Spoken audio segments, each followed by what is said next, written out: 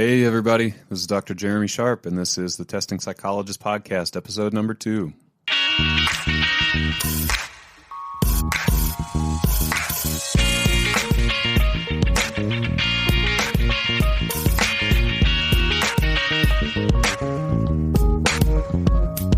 Welcome to the Testing Psychologist, episode number 2. I'm Dr. Jeremy Sharp. Happy to be here with you today. I am looking out my window here in Fort Collins, Colorado, and it is snowing. We have had a pretty mild winter lately, and this is only about the second time it's snowed, but it looks like it's going to be coming down for a little bit here. So finally starting to look like winter. So it's kind of nice to be tucked away here in a warm office, just talking to y'all about testing. So last episode, our first episode, we talked a lot about just general pieces of testing, what it is, what it's about, different types, who can do it, that sort of thing. Today, I really wanted to start digging in, and as we go over the next few episodes, I'm going to dig into pretty specific topics, probably over the next 4 episodes, that will really be aimed at getting you to think about some things that you can put into place and really be thinking about and acting on to get a testing practice started, or even streamline your testing practice if you've already got some of that going on. So today's topic is what to consider before you launch a testing practice. So this is really aimed at people who want to integrate testing in their practice, but maybe have not taken those first few steps. So we're going to talk about just basic business ideas. I won't talk a whole lot about that because there are so many folks out there who do good business coaching, but we'll talk about basic business stuff. We'll talk about the pros and cons of testing. We'll talk about insurance versus private pay for testing.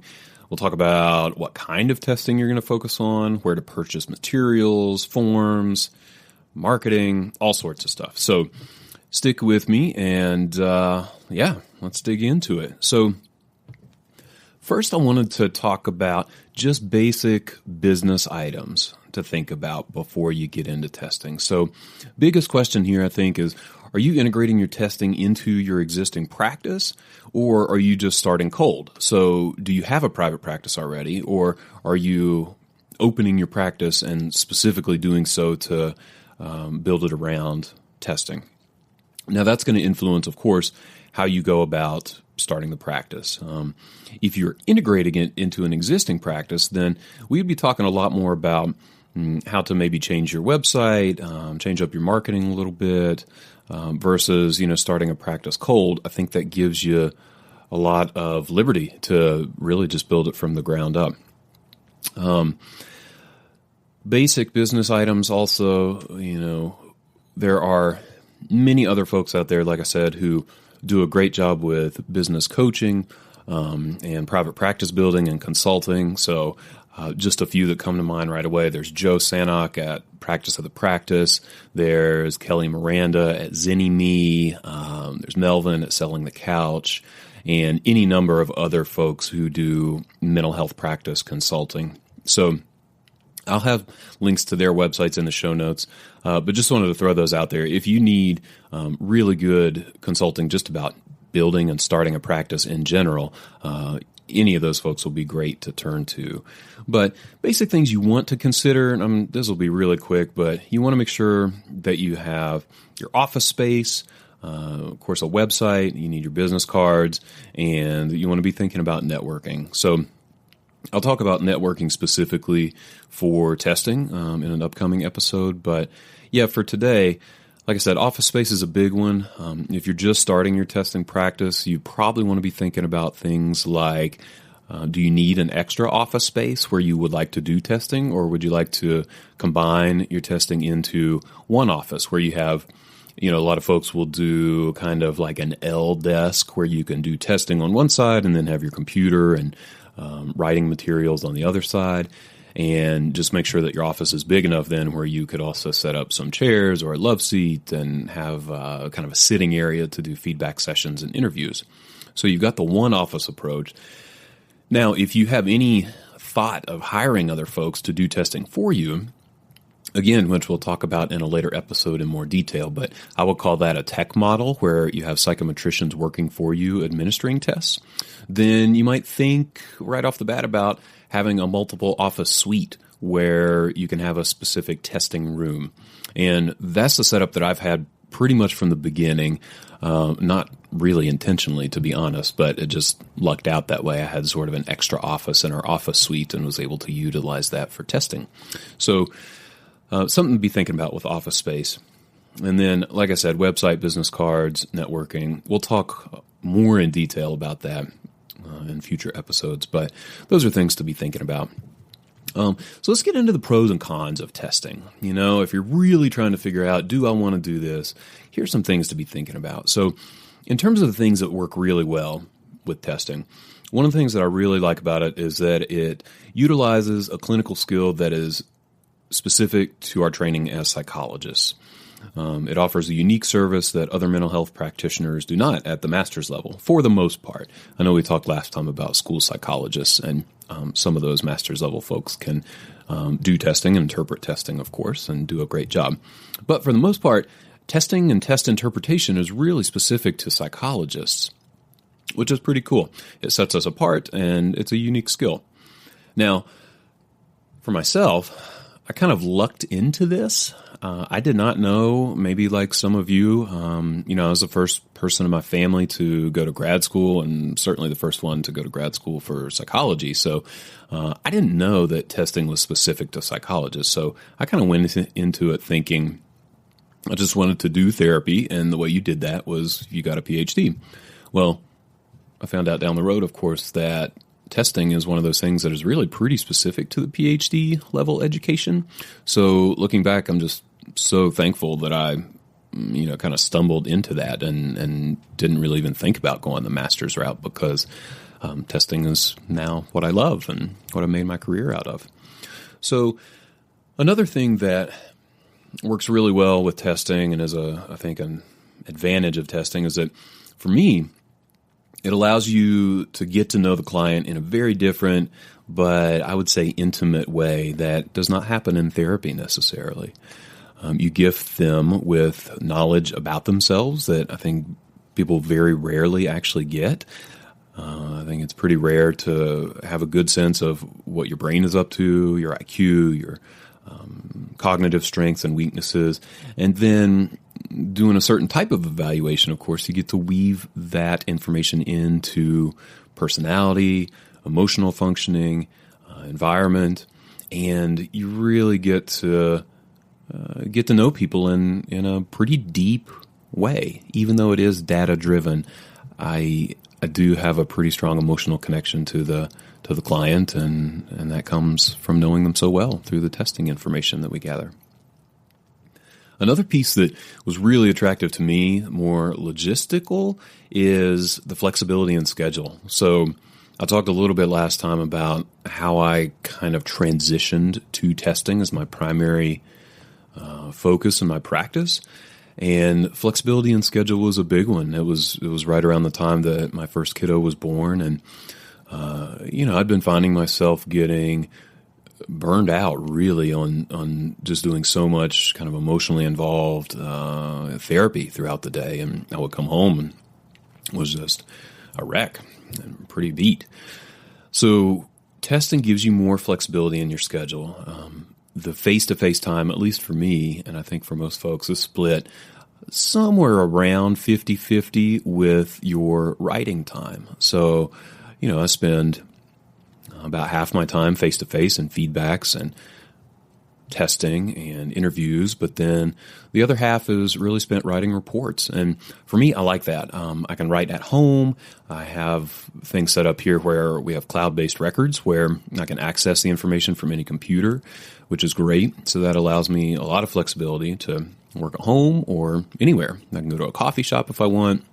I can kind of chill out and don't necessarily have to be in the office. So that's pretty nice. Otherwise, testing, I think, and this is something that people really appreciate here in our community, at least, is that it really gives you excellent guide for treatment recommendations. So I think for a lot of us, that's a main outcome of testing, is that you get pretty explicit recommendations and can really pair that with good treatment recommendations, which is what a lot of clients and other professionals are looking for. So another pro is that it can answer questions very specifically for clients, at times with more certainty than therapy. So I get that a lot with folks who come here. They have a pretty specific question in mind, whether it's, does my kiddo have ADHD? How can I help my kiddo in school? Do I have autism spectrum disorder? So the goal, I think, with testing, even if it's not a diagnostic question, is that it can answer really specific questions for people, and that's really valuable. So those are just a few things. I'm sure you might be thinking of other aspects of testing that are valuable, but those are some things that I wanted to touch on here just as we're getting into it and things that you're thinking about. Now, there are some downsides to testing as well. So let me talk through those. One big one is the time involved. So testing takes a lot of time. If you have the type of practice model set up where you are doing it all yourself, then that's a huge time commitment. We'll talk a little bit more, actually, in the next episode about time allocation and how to manage your time with testing. Actually, that might be a couple episodes ahead. Either way, time management's really big, and testing does take a lot of time. So if you are starting from scratch, which is fantastic, and testing is going to be your primary focus, I think this is a little bit less of an issue because you can build your schedule around the testing. For me, I transitioned from having basically a full testing practice, which for me was, a full therapy practice, which for me was 20 to 25 contact hours a week with some testing on the side. I transitioned from that to a full-time testing practice. So that was quite a process. There is a lot of time involved in testing. If you're doing it all yourself, especially, you need to be efficient with writing reports, and it's really easy to get behind and feel like you have homework and kind of feel like you're in grad school again. So I've had more weekends than I would like to admit over the years where I'm just hanging out. I have to go into the office, or, I have to work tonight to try to catch up on reports. And a lot of that happened back when I was splitting my time and trying to build that testing piece of my practice when I was still doing therapy. So you got to be efficient, and you have to be aware of the time involved. Now, the other piece that is a downside is that testing involves, I think, significantly more overhead than therapy. So with therapy, you pretty much pay for your office and, I don't know, maybe a couple legal pads, right? With testing, the overhead is significant. I've heard from many people over the years when I'm talking to them about my practice, and they're like, oh, I can only imagine how much money you're making doing testing. And every time I'm like, well, the overhead is actually a lot more expensive. So at this point, and again, we'll get into the financial aspects in more detail next time, but there is a lot of overhead. You have to pay for testing materials. If you have separate office for testing, then that's additional office space that you pay for. It is a myth, I think, that insurance companies reimburse more for testing. I've had several people say that to me as well. That is not true for all the insurance companies that I can think of, at least in the outpatient office setting. So basically, you get compensated the same per therapy hour, but the overhead is more. So that's something to consider as you get going. Related to that is the startup cost. So startup cost for testing, again, we'll get way into this next time, but it is substantial. Depending on what kind of testing battery you're going to put together and what kind of testing you plan to do, this can be pretty expensive, ranging from very basic, where you might pay, let's say, $10 if you just administer one sort of behavioral checklist, maybe a SASE if you're doing a substance abuse evaluation, that are fairly common around here. That's pretty inexpensive, but all the way up to thousands of dollars, $5,000 to $10,000 if you are thinking about getting into kind of full neuropsych testing or psychoed testing. So startup costs can be a barrier. And then the last thing is cost for the clients. So in the grand scheme of things, clients are not generally paying any more for testing than they do per therapy hour. But the difference being that cost comes usually at a one-time payment, and in some cases, a two-time payment. So here at our clinic, we break payments into two parts for the most part, unless folks are using insurance, or even if they are using insurance, actually, if they have a bigger balance, they break payments into two parts. But that can be pretty expensive for folks. If you're paying out of pocket for an evaluation, or if you have a high deductible, and folks are coming for a pretty comprehensive eval, that can range from $1,000 to $3,000 to even more than that. And so that's a pretty big chunk of change for people to outlay all at one time. So that's another consideration. Now, we got to talk about insurance versus private pay. As you're thinking about integrating or launching a testing practice, you got to think about which of those routes you're going to go. Insurance is a big topic, and we will get into that again next episode, which is really focused on the financials of testing. But I'll just put that out there generally right now that you should be thinking, do I want to take insurance or do I want to just go private pay? There are advantages and disadvantages to both, but this is definitely something to consider.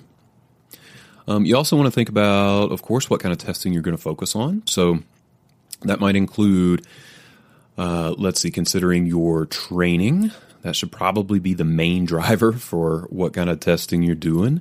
You don't want to be practicing outside the scope of your expertise. And just speaking from experience, if you start to get known as someone who does testing, you can get a lot of requests, and there are a lot of different types of testing. And I think it can be easy to maybe get lured into doing testing that isn't exactly your area of expertise. So consider your training, certainly. I would also really consider the need in your community. There may be a saturation of neuropsychologists, so maybe you would want to focus more on psychoed testing, for example, or maybe there are no folks in your community that do forensic evaluation, so that could be a need to fill.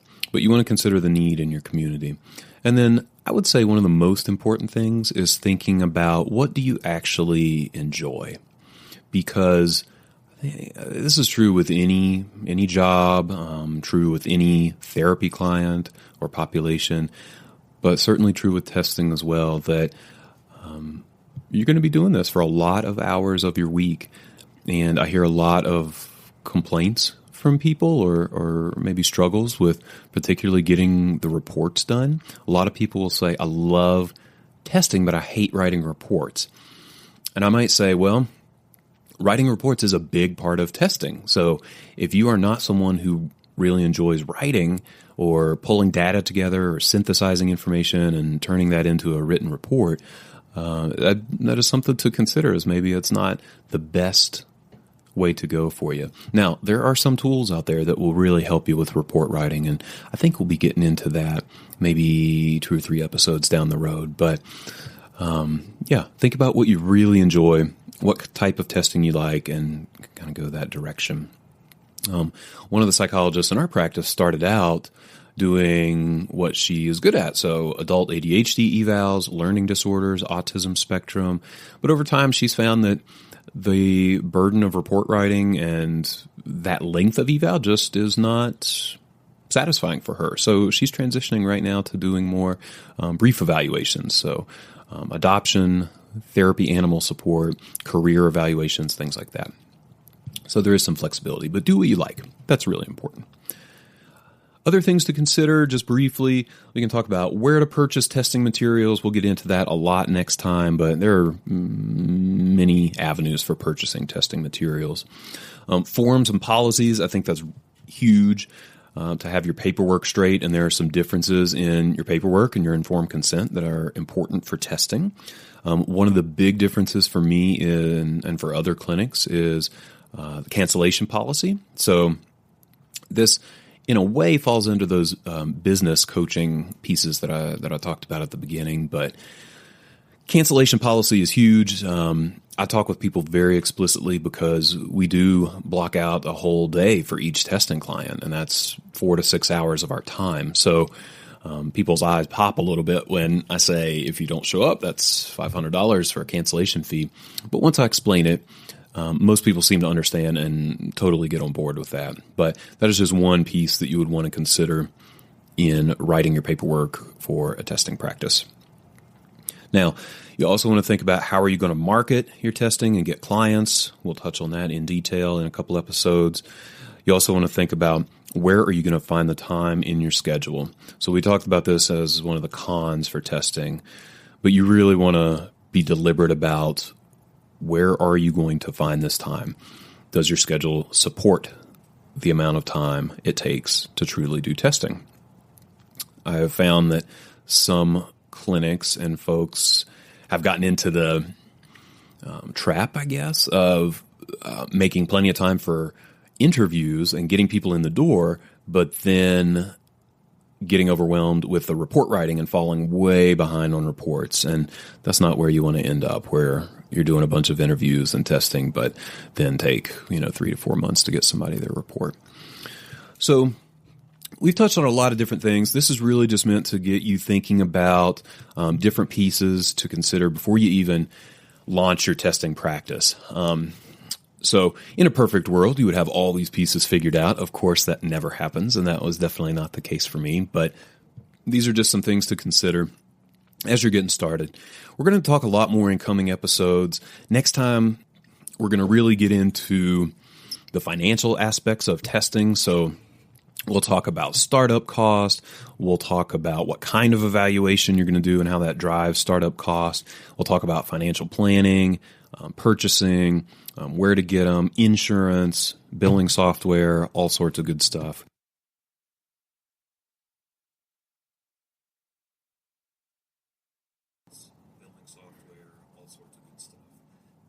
In the meantime, if you want to get a little bit more information, you can always go to the website, thetestingpsychologist.com. That's thetestingpsychologist.com.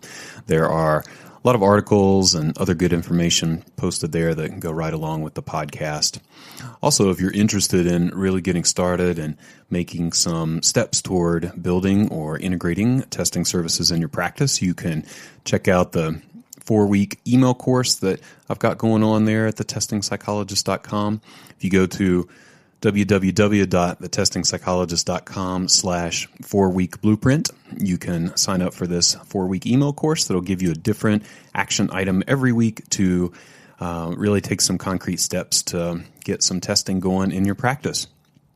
So thank you as always for listening, and look forward to talking with you next time.